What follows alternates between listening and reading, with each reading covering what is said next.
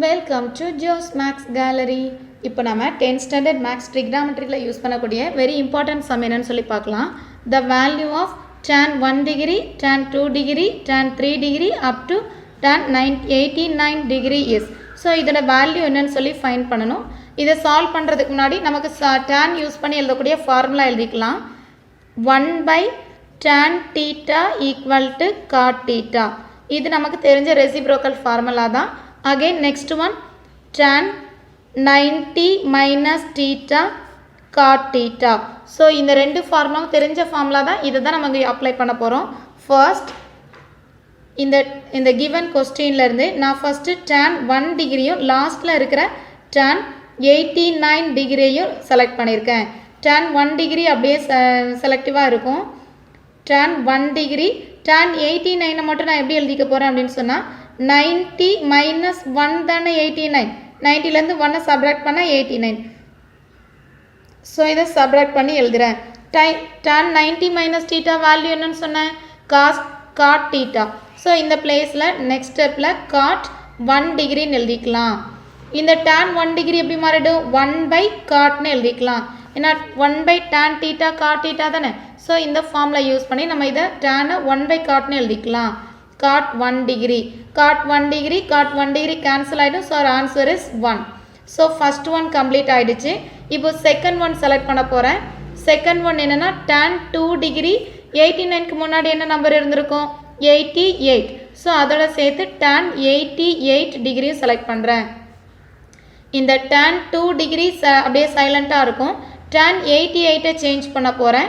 90 minus 2, 90லேருந்து 2 subtract பண்ணும்போது 88 answer கிடைக்கும். So tan 90 minus 2 degree. ஆக்சுவலாக tan 90 minus thetaவோட ஃபார்முலா என்னது, cot theta.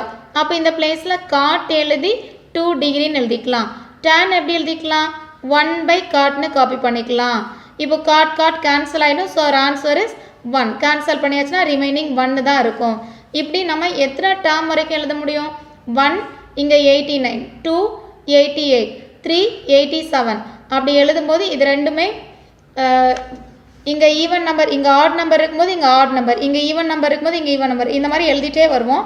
மிடில் இந்த ரெண்டுக்கும் மிடில் என்ன நம்பர் இருந்திருக்கும், 44, 45, 46. இந்த நம்பர்ஸ் தான் மிடில் இருந்திருக்கும் இல்லையா. ஸோ tan 44 கூட எதை செலக்ட் பண்ணியிருந்திருப்போம், tan 46 செலக்ட் பண்ணியிருப்போம். இந்த ரெண்டு வேல்யூ மல்டிபிள் பண்ணி எழுதும்போது நமக்கு ஆன்சர் 1 தான் இல்லையா.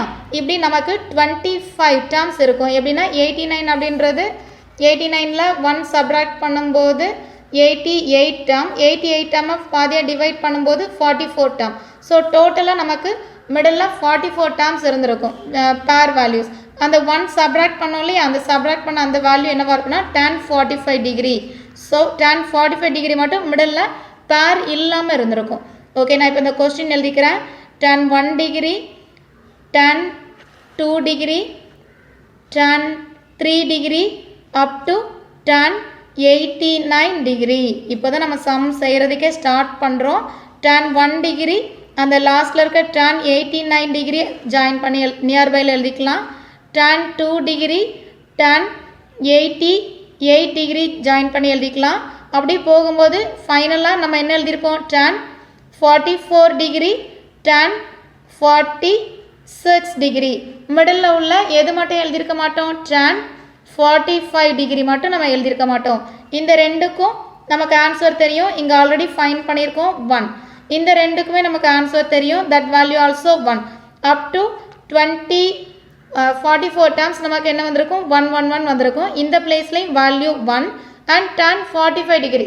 tan 45ஓட வேல்யூ என்ன, தட் ஒன் ஆல்சோ 1. ஸோ இங்கே நம்ம இதுக்கு 1 எழுதிக்கலாம். எல்லா வேல்யூவும் நமக்கு ஆன்சர் எப்படி கிடைக்குது, 1ன்னு கிடைக்குது. Finally our answer is 1. That's all. This is our answer.